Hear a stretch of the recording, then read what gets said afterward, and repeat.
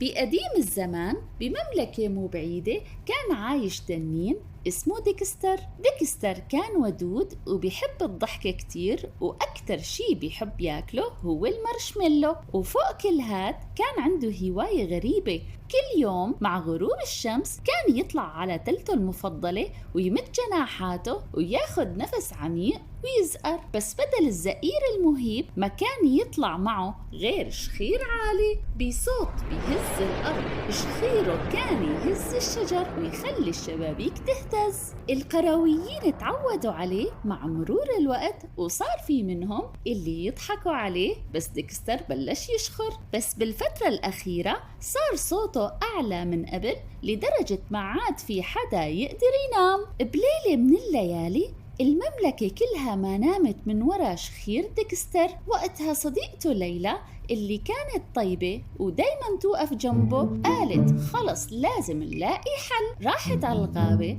ووقفت قدامه وحاطة ايديها على خصره وقالت ديكستر ما عاد فينا نتحمل شخيرك، عم بيخلي الكل سهرانين. فتح ديكستر عيونه النعسانين وقال بخجل بعرف يا ليلى، بس شو بدي أعمل؟ جربت كل الطرق وما زبطت معي. ليلى ضلت تمشي رايحة جاية قدامه عم بتفكر، وفجأة قالت بصوت عالي ايه لقيتها، منحول شخيرك لحفلة موسيقية. اتوسعت عيون ديكستر وقال بدهشة حفلة؟ يعني الناس رح يسمعوا شخيري وما يزعلوا؟ ضحكت ليلى وقالت مو بس ما رح يزعلوا، رح ينبسطوا كمان. رح نعمل أوركسترا كبيرة وانت رح تكون النجم، منحول صوتك لموسيقى الكل يستمتع فيها. تاني يوم الصبح علقت ليلى منشورات بكل مكان بالمملكة مكتوب فيها حفلة موسيقية ببطولة التنين ديكستر الشخير. وانتشر الخبر بسرعة، عن جد شخير تنين يصير موسيقى، لازم نحضر. ولما اجا يوم الحفل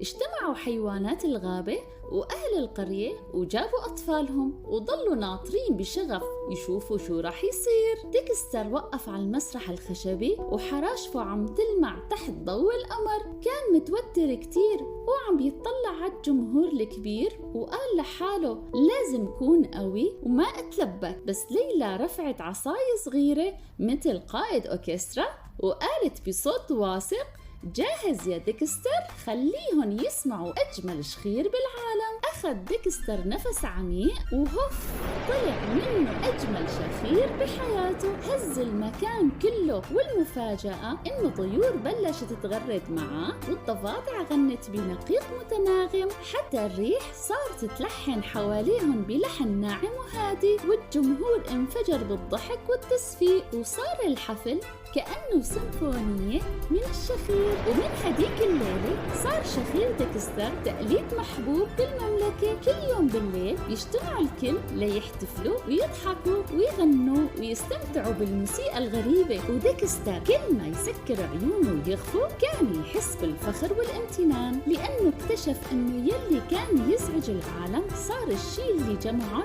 وخلى حياتهم أحلى. وبالأخير الحقيقة بتقول الشيء اللي بيخلينا مختلفين هو نفسه اللي بيخلينا مميزين.